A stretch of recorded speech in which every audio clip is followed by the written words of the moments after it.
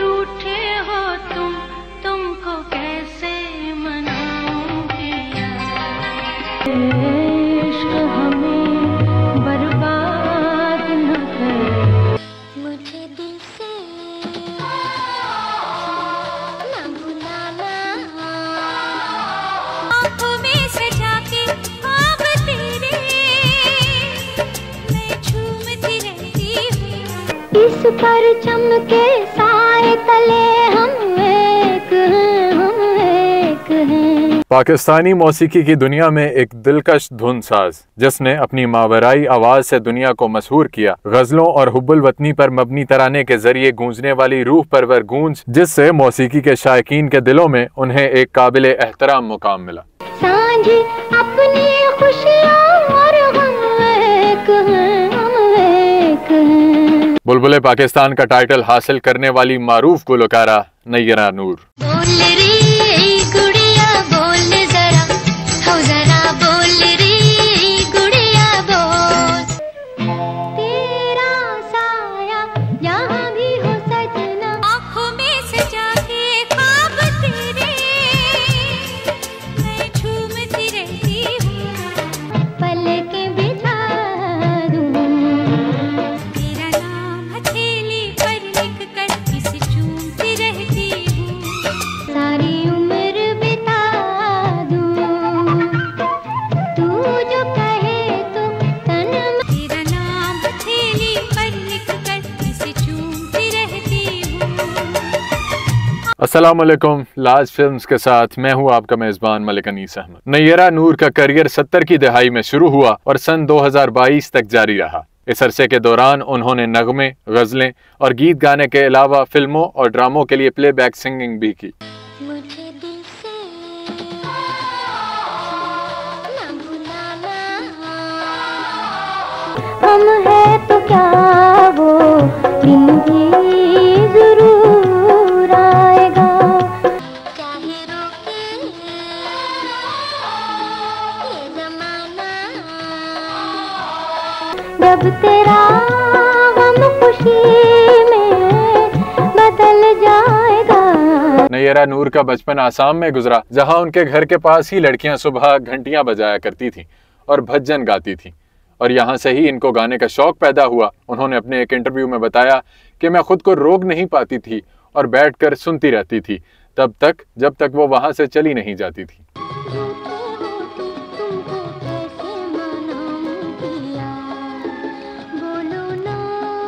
एक अजनबी चेहरे से मुलाकात हुई है, सीने से लग जाऊं, बाहों में मर जाऊं, इस बात की ख्वाहिश थी वही बात हुई है, तुमको मनाऊं। तकसीम के बाद इनका घराना पाकिस्तान आ गया। कॉलेज में दोस्तों के दरमियान तो नैयरा गाती ही थीं। लाहौर में एक बार यूथ फेस्टिवल में इकबाल ओपरा के लिए इन्हें बुलाया गया था और उन्होंने गाया।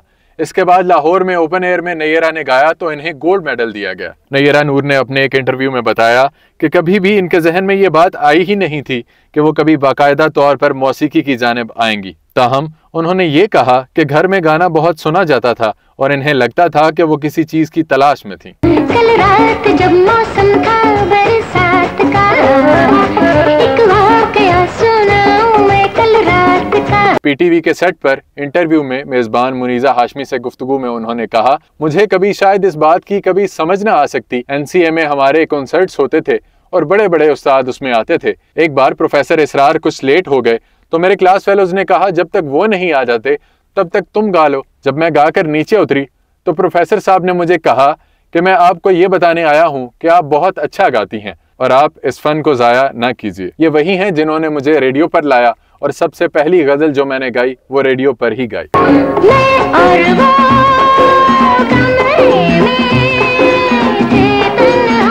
नेशनल कॉलेज ऑफ आर्ट्स जहां नैयरा पढ़ती थी, वहां से वो पहले यूनिवर्सिटी, फिर रेडियो और फिर टीवी पर गाने लगी। थोड़ी थोड़ी सी प्याज डालो, थोड़ा थोड़ा घी, फिर चमचे से इसको हिलाते जाओ जी। नैयरा नूर को पीटीवी पर फैज अहमद फैज की बेटी मुनीजा हाशमी ने मुतारिफ कराया। नैयरा नूर बहुत सादा अंदाज में रहती थीं और संजीदगी की छाप इनके गाने के अंदाज और शायरी के चुनाव में भी झलकती थी। करियर के दौरान और बाद में भी इनके बहुत कम इंटरव्यूज देखने को मिले। कभी हम खूबसूरत थे, कभी हम। फिल्म फर्ज और ममता के लिए उन्होंने जब कौमी नगमा इस परचम के साए तले हम एक हैं गाया, इस परचम के साए तले हम एक हैं, हम एक हैं। किताबों में बसी खुशबू की मानिंद। इस जमाने में रेडियो ड्रामा आर्टिस्ट और शायर हमाद अली शायर को दिए अपने एक इंटरव्यू में इन्होंने बताया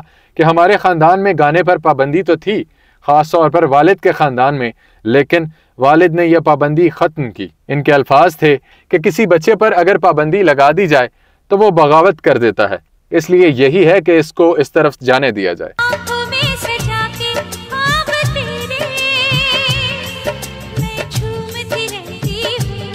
वो कहती थीं कि रेडियो सुन सुन कर गाना सीखा, गाने के रमूज मेरे अंदर थे, लेकिन मैंने बड़े लोगों को बहुत सुना, अच्छा और मुश्किल गाना बहुत सुना, और वो भी मैं समझती हूँ ये भी एक इल्म है। बड़े बड़े उस्ताज़ा के गानों को सुनती। नैयरा ने बाकायदा मौसीकी की तालीम हासिल नहीं की, लेकिन वो कहती थीं कि लोगों की तवक्कुआत को देखते हुए मैंने रियाज करना शुरू किया।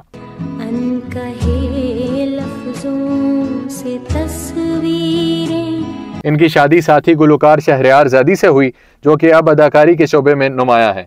इनके 2 बेटे हैं। वो कहती थीं कि मेरी तरजीह हमारा घर और बच्चे होते थे, लेकिन कोशिश थी कि रियाज भी जारी रखूं। बाज़ दफ़ा मैं बच्चों के झमेलों में रियाज कर नहीं पाती थी, लेकिन मुझे पता था कि मैं काम के मयार और गले की ताकत कायम नहीं रख पाऊंगी, इसलिए कोशिश होती थी कि मैं हमेशा रियाज ज़रूर करूं। बनाते थे परिंदों के परों पर, हर चंद सहारा है तेरे प्यार का।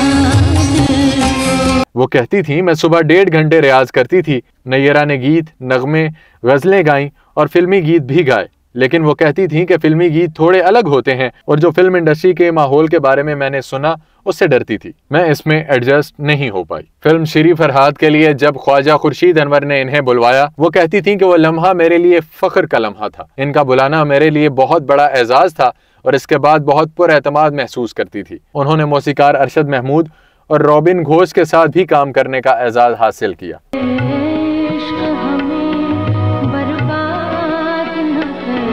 इनके मारूफ गानों, मिली नगमों और गज़लों में तेरा साया जहां भी हो सजना, रूठे हो तुमको कैसे मनाऊं पिया, आज बाजार में पाबजोला चलो, कहाँ हो तुम चले आओ, ए इश्क हमें बर्बाद न कर, और वतन की मट्टी गवाह रहना समेत दीगर बहुत से शामिल हैं। 2005 में उन्हें हुकूमत पाकिस्तान ने सदारती तमगाए हुस्ने कारकर्दगी से नवाजा। 20 अगस्त 2022 को वो इस जहाने फ़ानी से कूच कर गईं। इनकी उम्र 72 बरस थी। इनके नवाज़े जनाजा इतवार की सपहर कराची में अदा की गई। हमारी दुआ है कि खुदा उनके दराजात बुलंद फरमा। आज की वीडियो से इतना ही। मिलते हैं कल एक नई वीडियो के साथ। अल्लाह निगहबान।